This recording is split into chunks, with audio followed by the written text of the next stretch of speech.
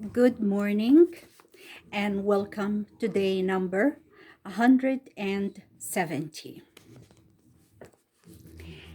Manasseh is the name of our story, and my name is Mary. Manasseh, the 14th king of Judah, followed the sins of his grandfather Ahaz, not the good deeds of his father Hezekiah. He was only 12 years old when he began to reign, too young for such responsibility. In his youth, he turned away from the teachings of the prophet Isaiah and the service of the Lord. He rebuilt the altars to Baal and the Asherah that his father Hezekiah had thrown down. He worshipped the sun, moon, and stars. He even set up images in the temple, the house of the Lord. When Manasseh grew older and had children of his own, he made them walk through fire to please the false gods. He would not listen to the prophets the Lord sent to warn him. And there is reason to believe, though the Bible does not say it, that he killed Isaiah.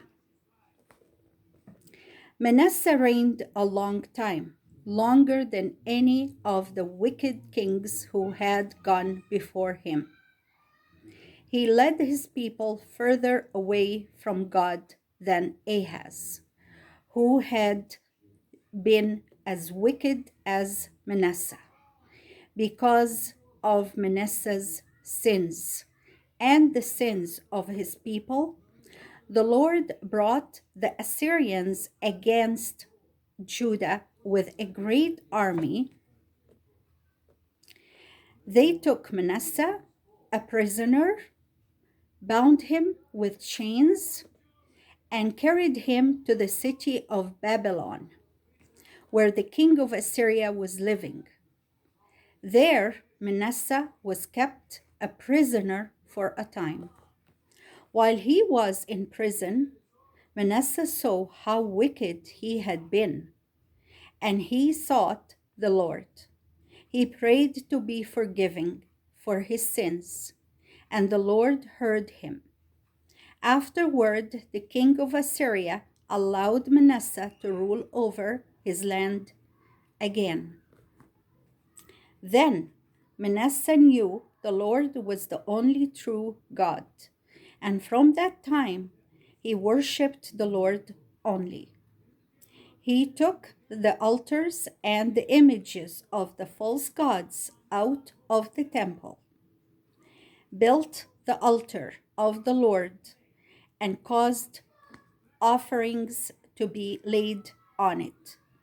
He commanded his people to worship the Lord and leave the idols, but they had gone too far to come back. And only a few of them followed their king's example in seeking the Lord. He could easily lead his people into sin, but he could not bring them back to God. After a long reign of 55 years, Manasseh died, and his son Ammon became king. He reigned only 2 years, but they were years of wickedness and worshipping idols. Then his servants killed Ammon. The people killed them in turn and made his son Josiah king. And that was the word of the Lord. Now we come to our discussion questions. 1. What kind of king was Manasseh? What kind of king was Manasseh? Number 2. Whom did he worship? Whom did he worship? What happened to the people of his country? Why? What happened to the people of his country, and why? How did Manasseh learn that he had done wrong? That was number 4. How did Manasseh learn that he had done wrong? Last question is number 5. What did Manasseh ask God to do? Did God? What does that tell you about God?